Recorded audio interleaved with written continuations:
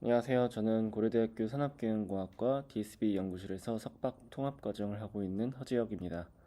오늘 소개드릴 논문은 이제 액티브 러닝이라는 연구 중에서 클래스 디스트리뷰션 미스매치 문제를 해결하기 위해 제안된 CCAL, Contrastive Coding for Active Learning이라는 방법을 제안한 논문에 대해서 소개를 드리려고 합니다. 먼저 간단하게 인트로덕션에 대해서 언급드리고 넘어가도록 하겠습니다. 이 Contrastive Coding for Active Learning, 줄여서 이 CCAL이라고 부르는 이 방법론은 실제 액티브 러닝에서 일어나는 문제점 중에 하나를 해결하고자 이제 제안을 하는데요.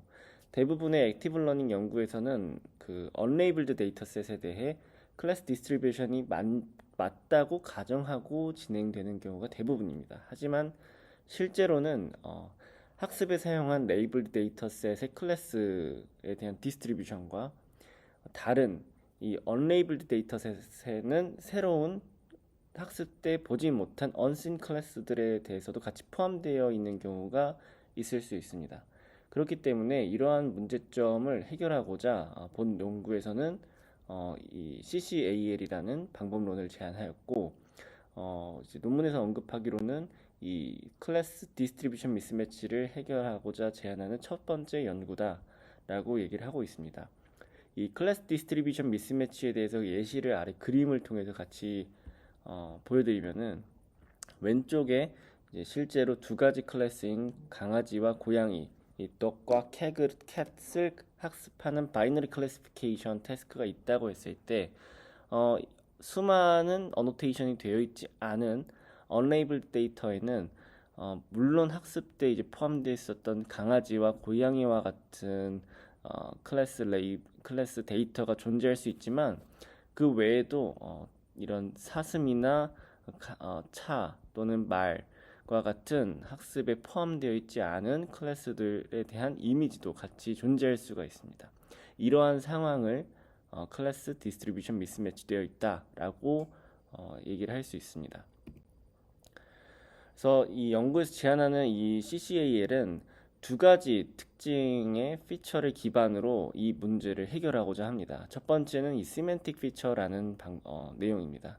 이 시멘틱 피처는 이 카테고리컬한 이제 수준에서 미스매치되는 클래스들을 unlabeled 데이터로부터 분리해주는 그런 역할을 하고자 적용한 내용이고, distinctive feature는 이 같은 클래스 내에서 조금 더 인포머티브한, 조금 더 학습에 도움이 되는 그런 샘플을 선택하고자 사용되는 피처다라고 볼 수가 있습니다.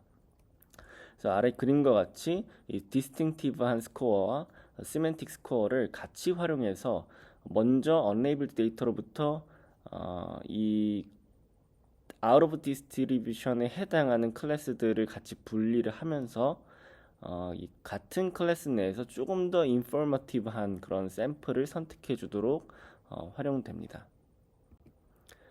그 전에 이제 이 연구에서 필요한 배경 지식에 대해 몇 가지 언급을 드리고자 백그라운드를 설명하도록 하겠습니다.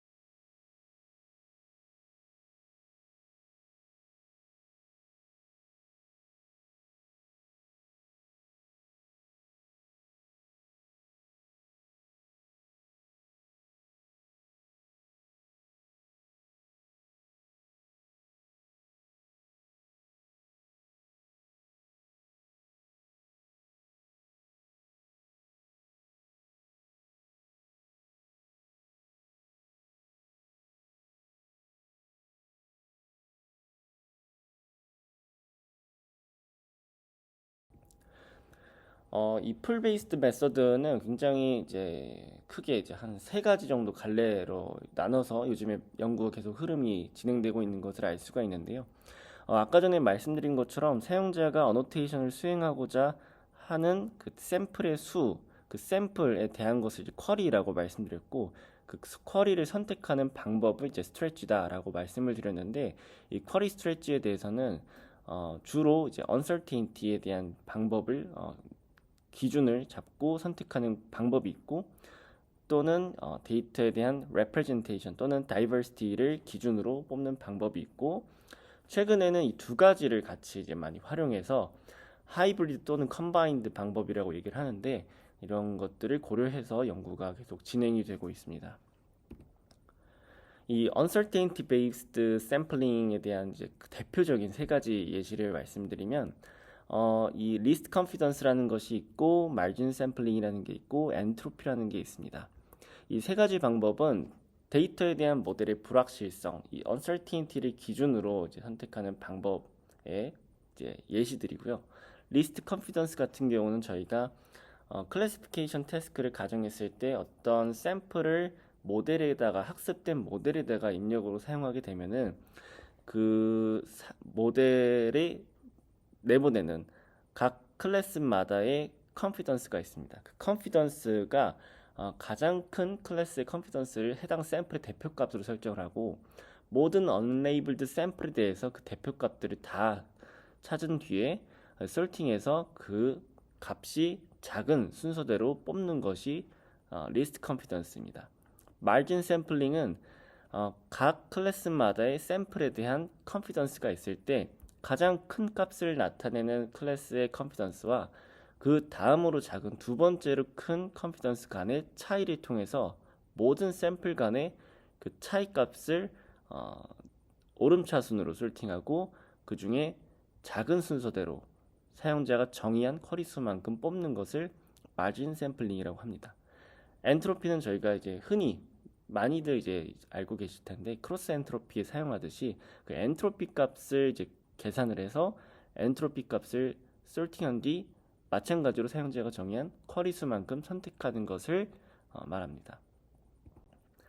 그 다음으로 이제 uncertainty 기반 방법 외에 대표적으로 representation 또는 diversity를 고려하는 방법이 있다라고 말씀을 드렸는데, 이 방법은 다시 한국어로 표현을 하자면 데이터의 분포와 또는 다양성을 고려하는 샘플링 방법이다 라고 말할 수 있습니다. 이거에 대한 대표적인 방법으로는 VAAL이라는 방법이랑 코어셋이라는 방법이 있습니다. 이 VAAL이라는 방법은 저희가 이미 많이 알려져 있는 그 제너러티브한 어드버서리 네트워크 GAN 구조를 활용해서 unlabeled 샘플에 대해 필요한 어노테이션이 필요하다라고 생각되는 쿼리를 선택하는 과정을 말합니다. 왼쪽 위에 있는 태스크 러너는 레이블드 데이터로부터 그냥 모델을 학습하는 과정을 말하고, 이 오른쪽에 해당하는 부분이 GAN 모델을 활용해서 unlabeled 데이터셋으로부터 해당 데이터셋에 대한 uncertainty 또는 diversity를 반영해서 이제 계산하는 과정이다라고 볼 수가 있습니다.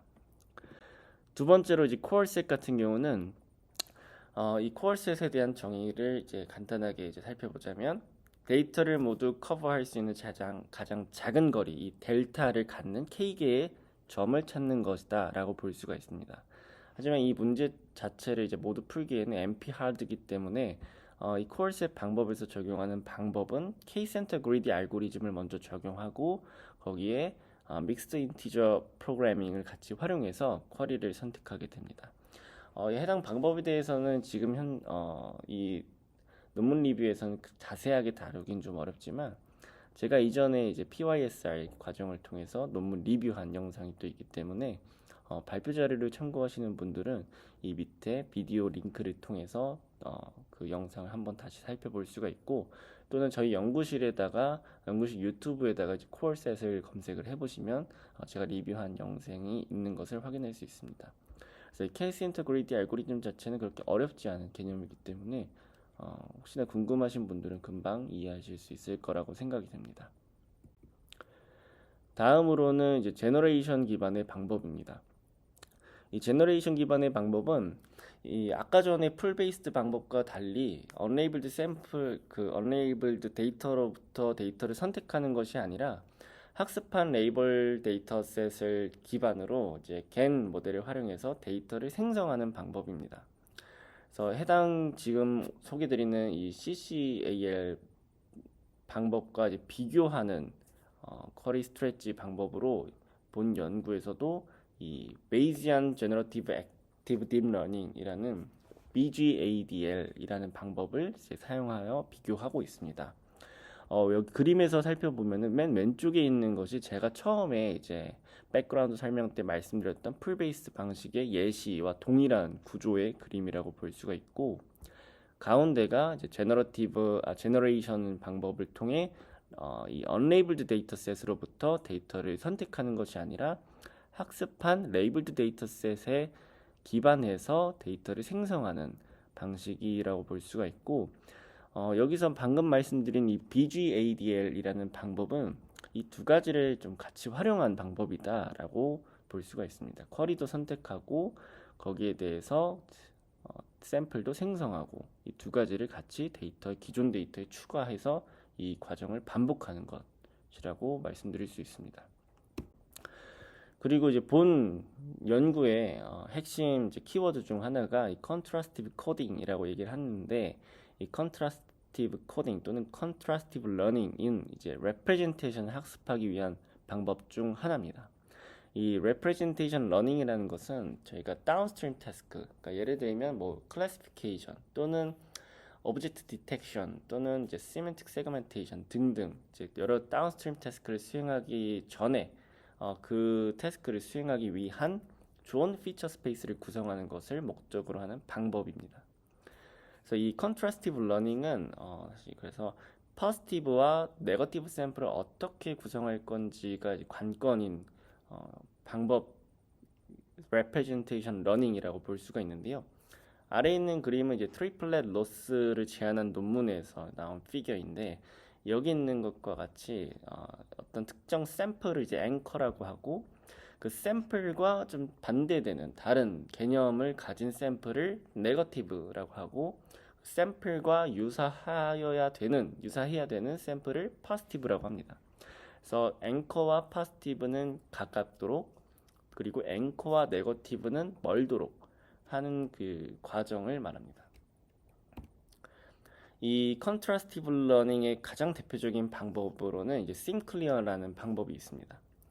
이 컨트라스티브 러닝에서는 이 트랜스포메이션이 굉장히 중요한 요소 중 하나인데요. 아까 전에 이제 말씀드린 것처럼 어떻게 앵커로부터 이제 네거티브를 정의할 것인지와 이 앵커와 유사한 포지티브를 구성할 것인지, 이런 것이 중요한데, 이 심클리어에서는 앵커가 되는 이 샘플 X에 대해 서로 다른 이제 같은 패밀리에 속하는 트랜스포메이션을 이제 적용해서 두 이미지 간의 시밀러리티를 가깝게 하고, 그것과 다른, 여기서는 사실 인배치 컨트라스티브 러닝 방식을 수행을 하는데, 저희가 배치 사이즈를 정하는 그 배치 내에서 다른 샘플들과는 이제 네거티브로 정의해서 다른 샘플과의 거리는 멀게 하도록 레프레젠테이션을 학습을 하게 됩니다. 다음으로는 이제 본 연구에서 제안하는 CCAL에 대해 설명을 드리도록 하겠습니다. 다음으로는 이제 제가 인트로덕션 때 말씀드린 것처럼 시멘틱한 정보를 피처를 학습하기 위한 컨트라스티브 구조와 그리고 디스팅티브니스를 학습하기 위한 컨트라스티브 러닝 구조 두 가지가 있습니다. 두 가지를 통해서 각각의 이제 피처를 학습을 하게 되고요. 그다음에 그 두 가지 피처를 스코어로 반영을 해서 조인트 쿼리 스트레치라는 것을 제안을 합니다. 그래서 그림을 통해서 살펴보게 되면은 왼쪽에 있는 시멘틱 스코어는 제가 처음에 말씀드렸다시피 학습에 사용된 클래스와 다른 분포를 가진 클래스들을 구분하기 위해서 이제 사용을 한다라고 말씀을 드렸습니다. 그래서 그림에서 이제 보면은 이 강아지와 다른 이제 꽃 그리고 사슴과 이제 구분되도록 이 영역을 확인하기 위해 시멘틱 스코어가 이제 계산이 된다라고 볼 수가 있고, 이와 달리 디스팅티브 스코어는 같은 클래스인데 이 클래스 내에서 보다 정보력이 있는 인포머티브한 샘플을 선택하기 위한 스코어라고 말씀을 드렸습니다. 그래서 여기서 그림에서 보다시피 이 강아지 주변으로 조금 더 이 강아지를 학습하는 데 도움이 되는 그런 샘플들을 나타내는 스코어다라고 볼 수가 있습니다. 이 두 가지를 잘 결합을 했을 때 이 영역에 대한 것들을 잘 쿼리로 뽑아서 이 클래스 디스트리뷰션 미스매치 상황에서도 액티브 러닝을 잘 수행할 수 있다라는 것을 가정한 것이 바로 조인트 쿼리 스트레치입니다. 네, 그래서 먼저 시멘틱 피처를 학습하는 컨트라스티브 러닝 구조에 대해서 살펴볼 텐데요. 이 unlabeled 데이터셋으로부터 unseen 클래스를 구분하기 위해서 학습한다라고 말씀을 드렸죠. 그래서 이 컨트라스티브 러닝에서 우선 이제 파지티브와 네거티브 샘플을 어떻게 정의할 것인지를 말씀을 드려야 되는데, 파지티브 샘플에 대해서는 랜덤 크롭이나 이제 호리존탈 플립 같은 이제 트랜스포메이션을 적용을 합니다. 그래서 앵커가 되는 이 샘플 데이터에 대해 그 방금 말씀드린 트랜스포메이션을 정의해서 두 샘플 간에는 가까워지도록, 그러니까 시밀러해지도록 학습이 되고, 네거티브 샘플은 unlabeled 데이터셋으로부터 랜덤하게 선택을 하게 됩니다. 그래서 이 수식을 통해 살펴보면은 이 로스는 아까 전에 제가 말씀을 못 드렸는데 심클리어에서 사용하는 로스를 그대로 같이 사용을 하게 됩니다. 그리고 여기 있는 것이 이제 x 햇이 앵커, x 햇에 플러스가 붙은 것이 파지티브, 그리고 b 햇이 네거티브 샘플이다라고 볼 수가 있습니다. 그리고 시멘틱 스코어는 어떤 식으로 계산이 되냐면 unlabeled 샘플, i번째 unlabeled 샘플을 선택을 했을 때 모든 labeled 데이터셋에 들어있는 샘플들과 코사인 시밀러리티를 계산을 해주게 됩니다. 그 중에서 가장 가까운 코사인 시밀러리티 값을 계산하게 되고, 가장 큰, 그리고 그 값에 시그모이드를 씌운 것이 시멘틱 스코어다 라고 볼 수가 있습니다. 두 번째로 디스팅티브 피처는 같은 클래스 내에서 보다 인포머티브한 샘플을 선택하기 위해서 학습한다라고 말씀을 드렸습니다. 그래서 여기서는 클래스 디스트리뷰션 내에서 uninformative 샘플을 구분하기 위해 네거티브 샘플을 구성할 때 로테이션 매트릭 그 트랜스포메이션을 적용을 하게 됩니다. 그리고 파지티브 샘플에 대해서는 시멘틱 학습 과정에서 사용한 것과 동일한 트랜스포메이션을 적용해서 생성을 합니다. 그래서 여기서 사용하는 로스 펑션에서 아까 전과 조금 차이점이 있다라고 한다면 이 로테이션 방향에 따른 케이스가 추가되기 때문에 이 서메이션 과정이 더 포함되는 것을 볼 수가 있고, 그리고 해당 샘플이 들어왔을 때 어느 정도 로테이션을 한 것인지에 대한 로그 프로버빌리티도 같이 포함이 되어 있습니다. 그 다음에 디스팅티브니스를 나타내는 스코어를 계산할 때는 이전이랑 조금 다른데요. 먼저 이 1-시그모이드로 구성이 되어 있습니다.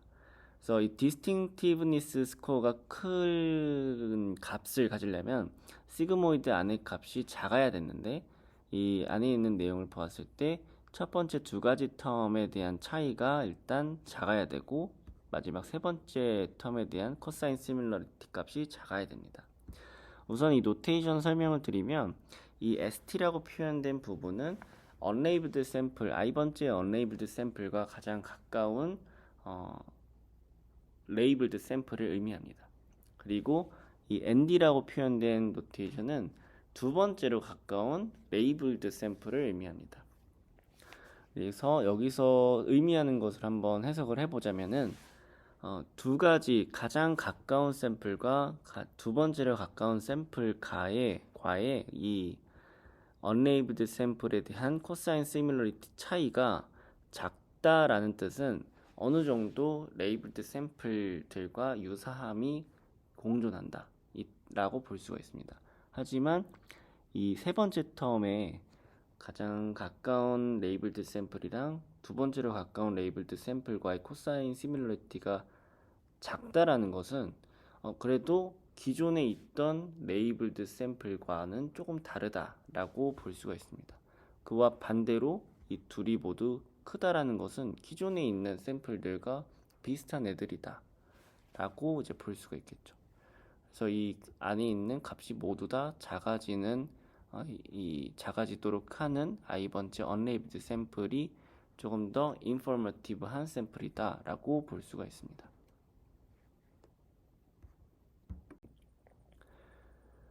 그리고 마지막으로는 두 가지 이제 semantic score랑 distinctiveness를 나타낸 스코어를 계산을 했다면 이제 쿼리를 뽑기 위해 두 가지를 합친 이 joint query stretch에 대해서 설명을 드릴 텐데요. 이 두 가지 스코어를 단순히 가중합하는 것이 아니라 이 탄H를 통해서 이 semantic score의 레인지를 아까 전에 시그모이드를 거쳤기 때문에 0에서 1 사이였는데 이 레인지를 마이너스 1에서 1로 확장을 해서 사용을 합니다. 논문에서 언급하기를 이 탄H를 semantic score에 적용한 이유는 해당 unlabeled 샘플이 out of distribution인 경우에, 그러니까 클래스 학습에 사용된 클래스와 다른 클래스인 경우에 이 semantic score를 더 작게 해야 되고, 그리고 in 클래스에 해당하는 디스트리뷰션인 경우에는 이 semantic score를 조금 더 이제 확장해서 크게 주어야 하는 것이 필요하기 때문에 이 탄H를 적용했다라고 합니다. 이 단순히 바로 탄H를 이 semantic score에다가 적용하는 것이 아니라 여기서 보이듯이 사이를 이제 나타내게 되는데 k라는 값과 t라는 파라미터를 주어지고 여기 이 값으로 변환된 결과에 대해 탄H를 적용하게 됩니다. 그래서 이제 제가 간단하게 이제 t의 변화에 따라서 또는 k의 변화에 따라서 0에서 1 사이로 나타난 이 semantic score가 어떻게 바뀌는지 간단하게 이제 예시를 찍어 보았는데요. 이제 k가 10이라고 이제 가정했을 때 t가 0부터 0.9까지 이렇게 변화하는 과정을 보게 되면은 이런 식으로 이 파란 색깔 선이 단순히 t가 0이고 여기에 k가 10만 곱해졌을 때의 이제 탄H로 변환된 결과입니다. 그리고 t가 커짐에 따라서 이런 식으로 조금씩 이제 축이 시프트 되는 그런 결과를 볼 수가 있고요. 그 다음에 k가 변화함에 따라서는 어떤 결과가 이제 보이는지 확인해 보자면은 k 값이 커질수록 이 탄H의 기울기 값이 급격히 커지는 것을 이제 볼 수가 있습니다. 그래서 이 후에 이제 실험 환경을 통해서는 어떤 식으로 이 k와 t 값을 최종적으로 선정해서 사용했는지 같이 말씀을 드리도록 하겠습니다. 그럼 실험에 대한 이제 얘기입니다. 이 실험 환경으로는 그러면 이 문제를 정의한 것 자체가 클래스 디스트리뷰션 미스매치 상황을 가정했기 때문에 저희가 알고 있는 이 벤치마크 데이터셋을 조금 바꿔줄 필요가 있습니다. 그래서 본 연구에서는 우선 사이파10과 사이파100 두 가지 데이터셋에 대해서 이제 먼저 실험한 결과를 보여주고 있는데 이 사이파10에서 이 클래스 디스트리뷰션 미스매치 상황을 가정하기 위해 학습에 사용되는 레이블 데이터셋으로는 에어플레인과 오토모바일 클래스에 대한 바이너리 클래시피케이션 태스크로 정의를 했습니다. 그리고 나머지 8개의 클래스는 unknown 클래스로 이제 가정을 하고 데이터셋을 새롭게 구축을 합니다. 사이파 테넷에서는 4개의 스퍼 클래스로 정의된 육식 동물에 대한 것과 또는 잡식 동물 그리고 또는 그 외에 초식 동물 또는 이제 포유류들에 대한 것으로 이제 정의해서 크게 이제 20개의 클래스에 대한 클래시피케이션 태스크로 정의를 합니다. 그리고 나머지 80개의 클래스는 unknown 클래스로 가정을 합니다. 그리고 세 번째 데이터셋으로는 5가지의 벤치마크 데이터셋을 섞어서 함께 사용을 하게 되고 그 중에 정의한 태스크는 사이파10의 6개의 클래스에 대한 클래시피케이션 태스크로 정의를 합니다. 그리고 나머지 668개는 unknown 클래스로 가정을 하게 됩니다. 그리고 이 미스매치에 대한 것도 어느 정도인지가 따로 정의를 할 수가 있겠죠. 그래서 이 미스매치 레이시오는 오른쪽 아래에 있는 이 수식계처럼 구성이 돼서 크게 20%일 때, 40%, 60%, 80%일 때 네 가지 케이스로 이제 실험 결과를 비교하게 됩니다. 액티브 러닝에 대한 세팅으로는 초기 레이블 데이터셋에 대해서는 인디스트리뷰션 클래스 데이터, 그러니까 같은 클래스에 해당하는 데이터 중 8%를 무작위로 선택해서 사용을 했습니다. 그 다음으로는 매번 이 라운드 또는 사이클을 반복할 때마다 선택하는 이제 쿼리 수를 1500개로 지정을 했습니다. 그리고 모든 실험은 5번의 반복 실험을 통해서 평균과 피규어 같은 경우에 쉐이드로 그림자, 음영으로 된 부분은 이제 표준 편차로 표시해서 결과를 이제 보였습니다. 그리고 모델 학습 같은 경우는 레지넷 18 모델을 사용을 했고 학습을 할 때는 랜덤 호리젠탈 플립을 사용을 했다라고 합니다. 그 다음에 100의 폭씩 이제 매번 사이클마다 학습을 진행하고 옵티마이저 같은 경우는 러닝 레이트가 이제 5e-4 그러니까 5의 5 곱하기 10의 마이너스 4승만큼 해서 아담 옵티마이저를 썼습니다. 그리고 배치 사이즈는 32로 했고요. 그리고 아까 전에 그 조인트 커리 스트레치를 적용할 때 시메틱 스코어에 대해서 탄H로 변환하는 과정이 있었는데요. 그때 들어가는 하이퍼 파라미터인 K와 T 같은 경우는 K는 100, T는 0.9로 해서 사용을 했습니다. 그래서 오른쪽 결과가 이제 K가 100일 때 T가 0.9일 때의 결과인데 이거를 보시면 아시겠지만 이 0.8에서 9쯤 되는 값 밑으로는 모두 다 굉장히 낮은 시멘틱 스코어를 반환하게 되고, 그리고 이거보다 조금 컸을 때는 대부분 다 시멘틱 스코어를 크게 1에 가까운 값으로 주게 됩니다. 그러니까 여기서 이제 제가 이제 생각하는 의미하는 바는 아까 전에 out of distribution을 이제 찾아주기 위해서 이 시멘틱 스코어를 반영한다라고 했는데 정말 확실한 게 아니라면 해당 unlabeled 샘플은 내가 학습한 클래스 디스트리뷰션과 다른 샘플이다라고 완전히 배제를 하고 조금 그래도 강한 확신이 있을 때는 아예 큰 이 시멘틱 스코어를 주도록 한 것이라고 이제 생각이 듭니다. 이제 결과를 살펴보시면 먼저 사이파 10과 사이파 100에 대한 실험 결과인데요. 이 비교되는 이 방법들로는 우선은 점선으로 이제 쭉 나타나 있는 것이 이 모든 데이터셋을 썼을 때 슈퍼바이스드 세팅에서의 실험 어큐러시 결과라고 볼 수가 있습니다. 그리고 아까 전 제가 백그라운드에서 설명드렸었던 엔트로피 방법이 있고, 이 파란 색깔 랜덤이라는 것은 쿼리를 뽑을 때 언레이블드 데이터로부터 그냥 무작위로 선택하는 것을 말합니다. 그리고 코어셋이 있었고요. 배지라는 방법도 있습니다.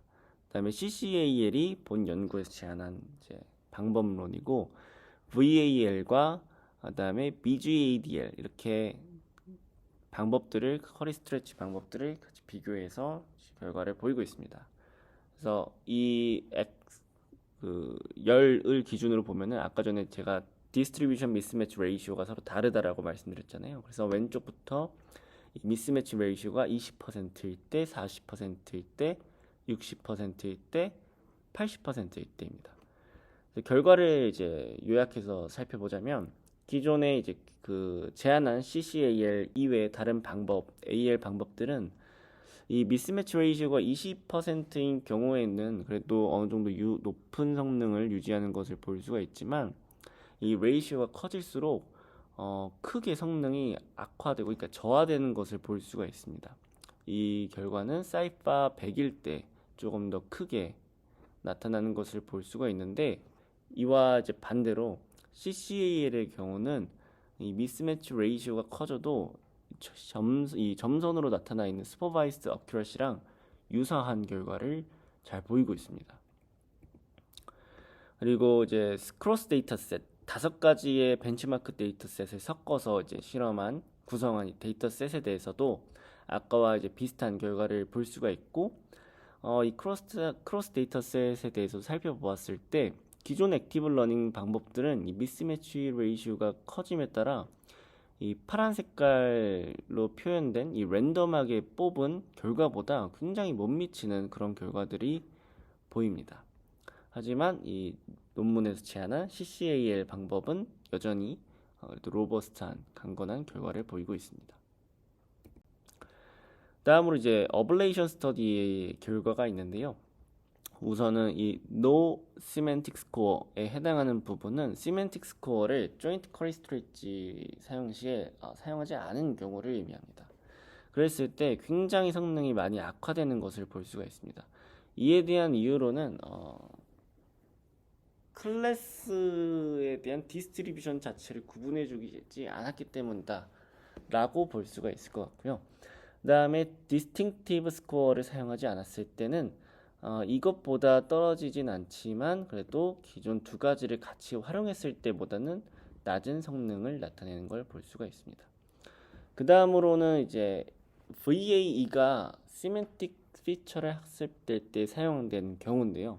여기에 대해서 크게 엄청나게 자세한 설명이 없어서 컨트라스티브 러닝 대신 VAE에 대한 학습 방식을 명확하게 언급하지는 않았지만 단순히 그냥 VAE를 통해 아까 전에 이제 시멘틱 그 피처를 학습하기 위한 트랜스포메이션 방법을 적용했을 때 거기서 똑같이 이 샘플들에 대한 레이턴트 베리어블들을 뽑을 수 있기 때문에 그거를 기준으로 이제 점수를 계산한 것 같습니다. 그 결과를 보게 되면은 이 어두운 검정 색깔 실선 결과와 같이 성능이 좀 떨어지는 그런 결과를 볼 수가 있습니다.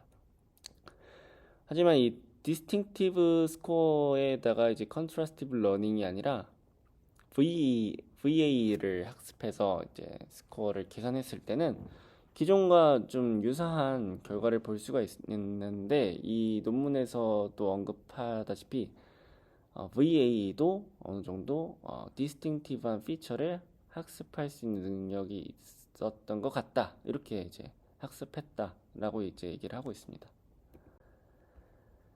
그 다음으로 이제 시멘틱 스코어에 대해서 하이퍼 파라미터를 각각 다르게 적용했을 때의 실험 결과인데요. 왼쪽은 이제 t 값의 변화에 따른 이제 실험 결과고 오른쪽 b에 해당하는 경우는 k의 변화에 대한 실험 결과입니다.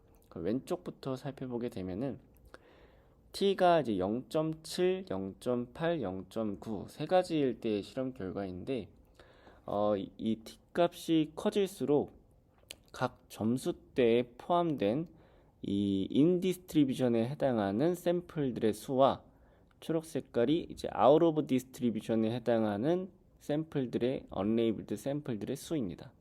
이 수가 각 디스트리뷰션 상황에 따라서 t 값이 커질 때 보다 이제 명확하게 구분이 되는 것을 볼 수가 있고 이 성능을 확인했을 때도 t가 0.9일 때 가장 높은 성능을 달성하는 것을 보아 이 실험에서도 그래서 t를 0.9로 사용을 하였다라고 언급을 하고 있고요.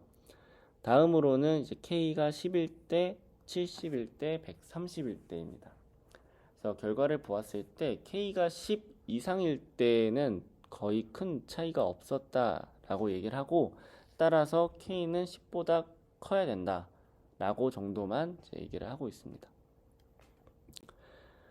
이제 결론입니다. 이번 이제 논문에 대해서 결론을 간략하게 이제 한 줄로 이제 좀 정리를 해보자면 이 컨트라스티브 러닝 방법을 이제 사용해서 시멘틱 그리고 디스팅티브 피처를 따로 이제 학습을 한 후에 이 2가지의 스코어를 반영해서 액티브 러닝 시 일어날 수 있는 클래스 디스트리뷰션 미스매치 문제를 해결하였다라고 볼 수가 있습니다. 그래서 이제 논문을 리뷰하면서 저에 대한 개인적인 의견을 좀 살펴보자면 이 2가지를 같이 고려해서 인디스트리뷰션 샘플이랑 인디스트리뷰션 샘플 내 인포머티브 샘플까지 같이 고려하는 점이 인상 깊었었던 연구였었고요.